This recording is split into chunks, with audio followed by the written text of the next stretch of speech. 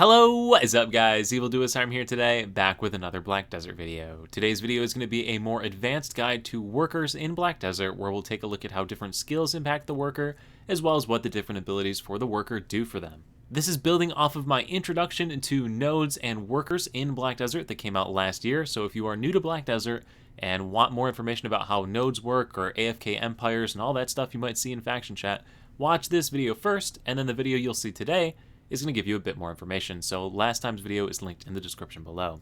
Quickly now, before we get into this video, if you're new to my channel, new to Black Desert, or you've been watching videos on my channel, still haven't subscribed yet, please consider it. Helps grow my channel. I'm pushing for 100k this year and would greatly appreciate it. Anyway, without further ado, let's get into it, and let's start off with looking at workers' skills. So there are a ton of different skills that a worker can obtain in Black Desert. You can see them all right here. Generally speaking, they can be broken down into a few different groups. The first group are going to be packing skills. So what packing skills will do is they will allow your worker to make that many more of something whenever they get assigned to a workshop making that item. In this case, I have this worker with the advanced timber packing skill at the top right there, and that advanced timber packing skill allows this worker to make 4 boxes every time you send it to make 1 box. So it increases your throughput tremendously if you have them assigned to workshops. This also stacks with the multiple crafting workstations, so for example, if you send it to a 5x crafting station, with this +3 processing trait, it's going to make 20 boxes every time you send out to do 1. So very useful if you're into trade empires or things like that. Keeping in the theme of workshops and making stuff in workshops, you also have the Thrifty skill, which as you can see right here, Thrifty C, gives you a chance of returning 1 material back after you're done crafting. This will only proc if you have enough materials for that proc to work. What do I mean by that? If you use like 5 things and you have a chance to return 10% of the material, you will not return anything if the skill procs. You have to use at least 10 of something to get that 10% back that will bring you back 1 into your storage after the crafting is done. And then beyond those 2 workshop skills, every single skill you're going to unlock on a worker is associated with one of the other 3 main skills, either the work speed, the movement speed, or the luck. So there are percent scalings, there are level up scalings, and there are flat scalings for all of those different things. If you are curious as to what the different skills are, what they unlock, what bonuses you get with them, Grumpy Green's website has an awesome little thing right here that shows you all the different skills that you can unlock in the game. You can filter them by grade, and yeah, see all of the different things, buffs, and bonuses you can get, so I'll link this in the description below. So yeah, TLDR on skills. Basically, they're either going to improve the throughput of the worker if they're working in a workshop, or they're going to be used to reduce the amount of time it takes the worker to do a task by boosting one of these 3 main skills. So now we're going to work through those 3 different skills and show you how they impact your overall throughput time in various tasks that you assign your workers to. And to do that, we're going to use the Old Dandelion node here in Black Desert. So Old Dandelion is a birchwood node, and you use it if you make timber grates. So pretty straightforward, pretty common node taken by a lot of players. If you hover over your different workers, you can see that they all have different times it'll take them to complete a task, depending on all of those different variables that we looked at a second ago.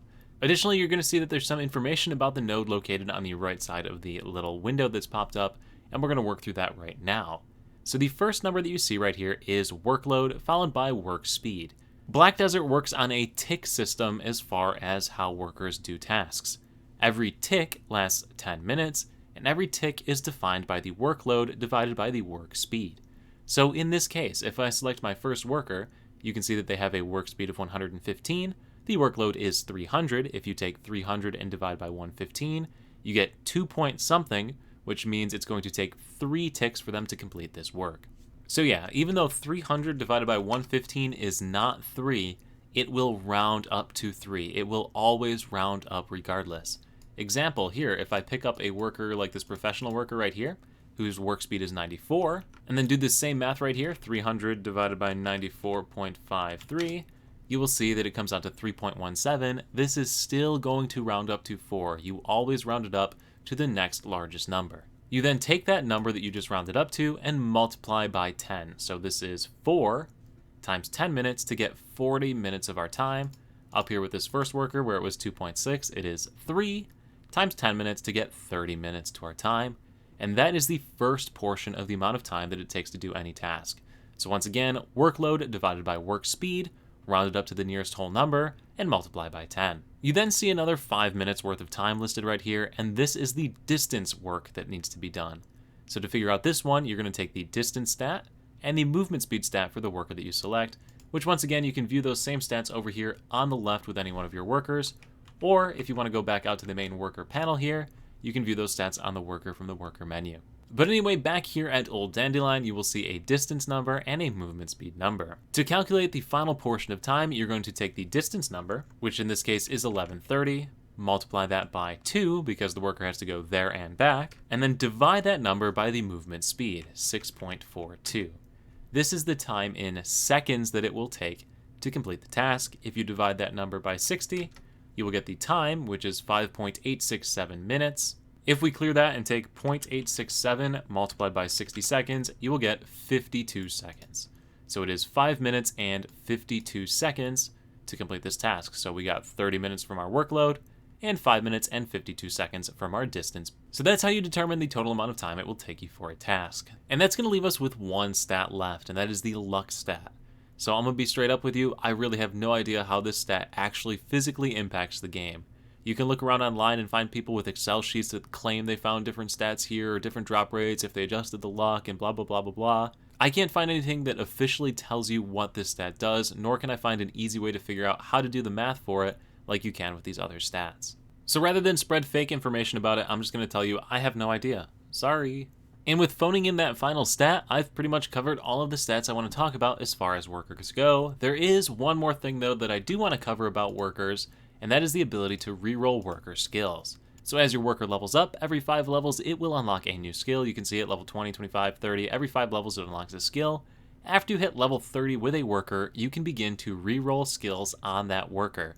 So what you do is basically overlevel your worker by having it continue to work, and as you continue to do that, it will accrue EXP, and after it's accrued enough EXP, it will have the option right here to reroll the skills of the worker. So for example right here, this Huddle worker I have has the option to change a skill. You'll see the little pickaxe right here. You can click the change skill button and reroll any skill that you want off of that worker.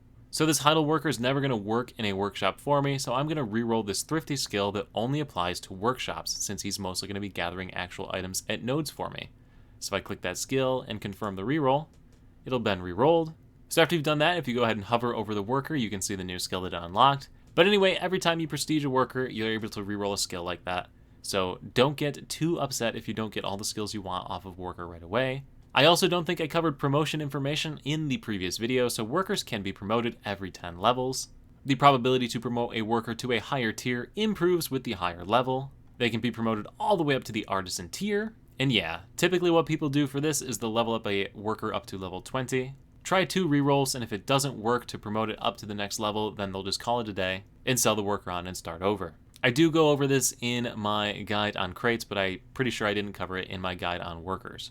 So yeah, don't be afraid to try promotions for your workers. They're definitely useful and definitely beneficial to get them up to the artisan tier. So I'm going to send this guy to work right now.